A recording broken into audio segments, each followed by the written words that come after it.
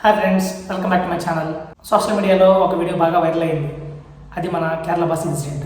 ఆ వీడియోలో ఉన్న వ్యక్తి ఆ అమ్మాయితో అసభ్యకరంగా ప్రవర్తించాడని చెప్పి ఆ అమ్మాయి ఆ వీడియోని పోస్ట్ చేసింది.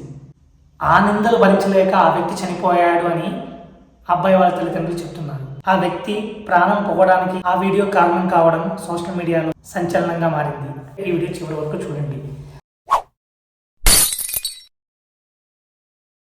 ఇది మనకి ఇంకా డెప్త్గా తెలియాలి అంటే, కొన్ని రోజుల క్రితం పయ్యన్నూరు నుంచి ఒక బస్సు ఒక గ్రామానికి ప్రయాణిస్తున్నప్పుడు ఆ బస్సులో రద్దీగా ఉండడం వల్ల ఆ వ్యక్తి ఆ మహిళను అసభ్యకరంగా తాకాడు అంటూ ఒక వీడియో తీసి సోషల్ మీడియాలో పోస్ట్ చేసింది.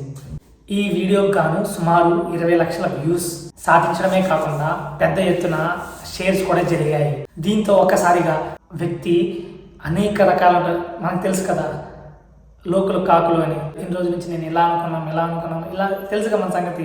మనకి మంచి జరిగితే అందరూ కూడా వీడు ఎలా బాగుపడిపోయినా ఆలోచిస్తాడు. అదే బై ఛాన్స్ మనం ఏదైనా తప్పు చేస్తే మనం ఆ తప్పు చేయడానికి 10 మంది కాచుని కూర్చుంటారు. వీడు ఎప్పుడు తప్పు చేస్తాడో అది 100 మందికి చెప్దామని. అబ్బాయి ఏంటంటే అది తీసుకోలేకపోయాడు. ఎప్పుడైతే ఆ వీడియో వైరల్ అయిందో అప్పటి నుంచి ఆ వ్యక్తి ఆందోళన ఉన్నారని చెప్పి తన బంధుమిత్రులు తల్లిదండ్రులు చెప్తూ ఉన్నారు. ఆ వీడియో తన క్యారెక్టరైజేషన్ అంటే తన క్యారెక్టర్ అంటే 20 సంవత్సరాలు 30 సంవత్సరాల నుంచి కష్టపడి కాపాడుకున్నటువంటి తన క్యారెక్టర్ని ఆ ఒక్క వీడియో క్యారెక్టర్ని మార్చేసింది అని తను చాలా బాధపడ్డాడని చెప్పి తల్లిదండ్రులు చెప్తూ ఉన్నారు. ఆ పర్సన్ అది అంతా తట్టుకోలేకపోయి ఆదివారం పొద్దున్నే తల్లిదండ్రులు ఆ డోర్ని ఆన్ చేసినప్పుడు ఆ పర్సన్ ఎంతసేపటికి రెస్పాండ్ అవ్వకపోయేసరికి వాళ్ళకి భయం వేసి బయట ఉన్నటువంటి ఇరుపురు వారిని పిలిచి ఆ తలుపును బ్రేక్ చేసినప్పుడు ఆ కొడుకుకి హ్యాంగ్ చేసుకోవడం ఉరి వేసుకోవడం చూసి తల్లిదండ్రులు తట్టుకోలేకపోయి ఉంటారు. బై ఛాన్స్ ఆ కొడుకు తప్పు చేసినా సరే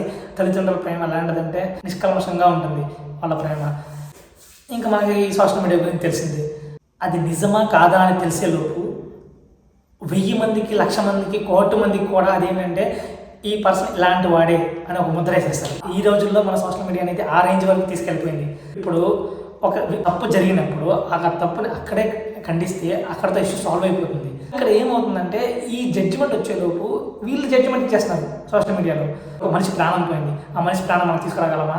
అంతెందుకు ఆ తల్లిదండ్రులు 20 సంవత్సరాల నుంచి లేదా 30 సంవత్సరాలు ఆ బిడ్డని ఎన్నో ఆశలు కోరికలతో పెట్టుకుని పెంచుకుని ఎంతో ఇష్టంగా గారాబంగా పెంచుకున్నారు. అటువంటి వ్యక్తి ఏదైనా అనారోగ్యంతో చనిపోయాడు అంటే తల్లిదండ్రులకి బాధ ఉండదని చెప్పట్లా, బట్ అది వేరే టైప్ ఆఫ్ బాధ. ఇప్పుడు ఈ రకంగా చనిపోవడం వల్ల తల్లిదండ్రులు ఎంత బాధగా పడతారు. నాకు అర్థం కానిది ఏంటంటే, ఏదైనా సమస్య వచ్చినప్పుడు ఆ సమస్యలు కాకపోతే సమస్యలు ఎవరికి వస్తాయి? ఆ సమస్య వచ్చినప్పుడు దాన్ని తీసుకుని దానికి స్టాండ్ అయ్యి ఉంచోవాలి. నేను తప్పు చేయలేదు, దాన్ని మనం ఫైట్ చేసి దాన్ని మనం తప్పు చేయలేదు ప్రూవ్ చేసుకోగలగాలి. అంతే తప్ప ఈ చనిపోవడం అనేది తప్పు అనేది నా పాయింట్ ఆఫ్ వ్యూ. బట్ నేనే రైట్ అని నేను చెప్పట్లేదు. బట్ నా పాయింట్ ఆఫ్ వ్యూ ఏంటంటే, తప్పు జరిగినప్పుడు మనం స్టాండ్ నుంచుని నెక్స్ట్ ఏం చేద్దాం, ఇది నేను తప్పు కాదని ఇప్పుడు ఎలా ప్రూవ్ చేసుకున్నాం, ఎలా ప్రయత్నించాలి. రెండోది ఏంటంటే, ఈ అమ్మాయి తను కూడా తప్పని చెప్పట్లేదు, అక్కడ ఇబ్బందికరంగా ఉంది అని తెలుసుకున్నప్పుడు వీడియో తీయడం ఎందుకు?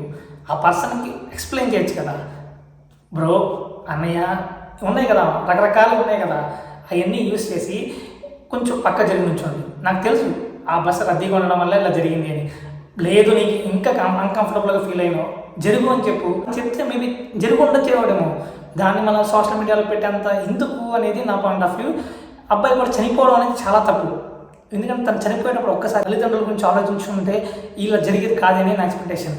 అదేవిధంగా మన సోషల్ మీడియా అనేది మనం మంచిగా ఉపయోగించాలి తప్ప ఇటువంటి చెడుకైతే, చెడు అని మీన్స్ ఏదైనా తెలియంది దాన్ని మనం చేయడం వల్ల ఒక మనిషి ప్రాణం పోయింది. ఇప్పుడు ఆ మనిషి ప్రాణం మనం తీసుకురాగలమా? ఫర్ ఎగ్జాంపుల్, ఒక పర్సన్ గోల్డ్ మెడల్ తీసుకొచ్చారు రీసెంట్గా, దాని గురించి మనం పెడదాం. లేదు ఒక పర్సన్కి ఒలింపిక్స్లో ఇంకేదైనా వచ్చింది, దాన్ని పోడదాం. లేదు రీసెంట్గా ఒకడు చెట్టు కింద చదివి మంచి పొజిషన్లో ఉన్నాడు, వాళ్ళ గురించి మనం పెడదాం. ఇలాంటివి పెట్టడం వల్ల మన సమాజానికి మనం ఏం చేస్తామంటే మంచిని ఫీడ్ చేస్తూ ఉంటాం. ఈ సోషల్ మీడియాలో మనం స్క్రోల్ చేసిన ప్రతిసారి కూడా మనకు వచ్చే వీడియోస్ ఎలా ఉంటుందో తెలుసు కదా. దీని నుంచి మనం జాగ్రత్తగా ఉండాలి అంటే, మనం షేర్ చేసే కంటెంట్ కానీ మనం షేర్ చేసేది ఏదైనా సరే వాల్యుబుల్ కంటెంటే మనం సమాజానికి ఇస్తూ ఉంటే రేపటి సమాజానికి ఎలా ఉంటుందంటే మంచిగా ఉంటుంది. సోషల్ మీడియాని మనం మంచిగా ఉపయోగిద్దాం. రేపటి మంచి తరానికి, మంచి భవిష్యత్తుకి మనం మంచివి మాత్రమే షేర్ చేసుకుందాం. అప్పుడు మనకేమవుతుందంటే, మంచి షేర్ చేయడం వల్ల మంచి స్ప్రెడ్ అయితే తప్ప స్ప్రెడ్ అవ్వదు. అదేవిధంగా ఇలాంటివి ఏమైనా షేర్ చేయాలి, ఇలాంటివి ఏమైనా చేయాలి అంటే 1-2 సార్లు ఆలోచించి షేర్ చేయండి.